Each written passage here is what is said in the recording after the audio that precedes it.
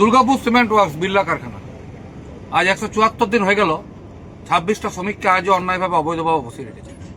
শ্রমিকদের অন্যায়টা কি ছিল? তারা কি অপরাধ করেছিলেন? তারা অপরাধ এটাই করেছিলেন, তারা কারখানাতে যে অনিয়মগুলো আছে তার বিরুদ্ধে প্রতিবাদ করেছিলেন।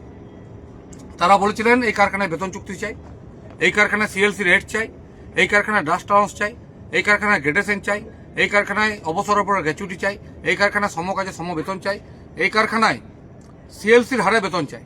এটা তো অপরাধ। দীর্ঘ লড়াইয়ের পরে আমরা সক্ষম হয়েছিলাম 37 টাকা বৃদ্ধি করতে। ধন্যবাদ জানাই সেই মানুষদের যারা দুর্গাপুর সিমেন্ট ওয়ার্কসের পাশে এসে দাঁড়িয়েছিলেন, হয় সামনে বা পেছনে, কিন্তু তারা দাঁড়িয়েছিলেন। একই সঙ্গে ধিক্কার জানাই সেই মানুষদের যারা আজকে 61 দিন ধরে এখানে আন্দোলন চলছে প্রবল ঠান্ডায়, যারা লাল নীল কোট পরে ঘুরছেন, যারা নানা রকম আনন্দ উদযাপন করছেন, কিন্তু শ্রমিকদের ঘরে খাবারটুকু নাই। কিভাবে শ্রমিকদের ঘরটা চলছে আপনারা জানেন? এটা শিল্প শহর, এখানে হিন্দু মুসলমানের ভোট হয় না, এখানে শ্রমিকের অধিকারের ভোট হয়, এখানে বেকার যুবকদের কাজের দাবিতে ভোট হয়। আজকে দুর্গাপুর পশ্চিমের বিধায়ক যখন আমাদের আন্দোলন চলছিল, তিনি আন্দোলন ভাঙার জন্য বললেন যে আমি 7 দিনের ইউনিয়ন করে দেবো। কিছু এজেন্ট ছেড়ে দিলেন, 7 দিনের ইউনিয়ন হয়ে যাবে। মাননীয় বিধায়ক এখনো কি 7 দিন হয়নি?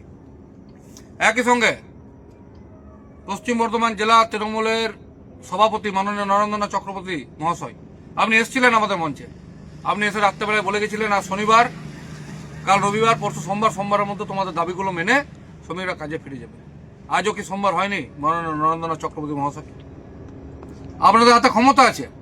আপনারা কেউ এমএলএ, কেউ জেলা সভাপতি, আপনাদের কেউ সেন্ট্রালের দল, কেউ রাজ্যের দল, আপনাদের হাতে ক্ষমতা আছে শ্রমিকদের চোখের জলটা মুছিয়ে মুখে হাসি ফুটি দেওয়ার। আপনাদের হাতে ক্ষমতা আছে শ্রমিকদের পরিবারের অনিশ্চিত মেঘটা কাটিয়ে আবার রোদ তোলার। আপনাদের ক্ষমতা আছে, কিন্তু ক্ষমতার ব্যবহারটা আপনারা করছেন না। একই সঙ্গে সাধারণ মানুষের আঙ্গুলেও ক্ষমতা আছে।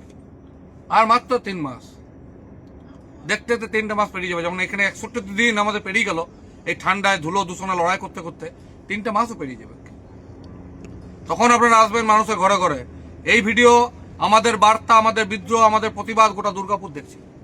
গোটা দুর্গাপুর দেখে, গোটা দুর্গাপুর দেখছে কিভাবে অ্যালোস্টিল ডিএসপিতে বহিরাগতরা নিয়োগ হচ্ছে, কিভাবে পুরুলিয়া, বাঁকুড়া, ঝাড়খণ্ড, বীরভূম, রাঁচি থেকে লোক এসে কাজ করছে। দুর্গাপুরের মানুষ দেখছে কিভাবে এই 26টা এই লোকগুলো কোথায় কাজ পাবে, এই বয়সে কোথায় কাজ পাবে। এই লোকগুলোকে অন্যায়ভাবে বসিয়ে রাখা হয়েছে। আপনারা যদি মনে করেন যে আমাদের দম হারিয়ে গেছে, লড়াই ছেড়ে দেবো, লড়াই ছাড়বো না। আমি বলবো না তৃণমূল খারাপ, আমি বলবো না বিজেপি খারাপ, আমি বলবো না কংগ্রেস খারাপ, বলবো না সিপিএম খারাপ, কিন্তু এই দলের যারা প্রতিনিধিত্ব করছেন স্থানীয় স্তরে, যারা পয়সাতে বিক্রি হয়ে গেছে, যারা স্বজন পোষণ করছে, তারা খারাপ, তারা নোংরা, তারা দুর্নীতিগ্রস্ত। দুর্গাপুরের মানুষদের ডাক দিচ্ছি, সবাই সব জানেন 3 মাস পর ভোট। নিজেদের বাড়ির বেকার ছেলেটা স্বার্থে, নিজেদের বাড়ির অত্যাচারিত শ্রমিকটা স্বার্থে, নিজেদের ভবিষ্যতের স্বার্থে এই দুর্নীতিগ্রস্ত নোংরা নরকের কীটগুলাকে দামোদরের জলে বিসর্জন দেওয়ার সময় এসছে। আমাদের শ্রমিকরা খেতে পাচ্ছে না, আর আপনারা স্করপিও, ফরচুনার চেপে ঘুরছেন। এটা অন্যায়। আর অন্যায়ের বিরুদ্ধে ভূমি রক্ষা কমিটি প্রথম দিন থেকে প্রতিবাদ করে এসছে, আগামীতেও করবে। কারণ লড়াইটা ন্যায় আর অন্যায়, লড়াইটা ন্যায্য আর অন্যায্য। মাতৃভূমি সহ দুর্গাপুর জিন্দাবাদ, শ্রমিক ঐক্য জিন্দাবাদ, ভূমি রক্ষা কমিটি জিন্দাবাদ।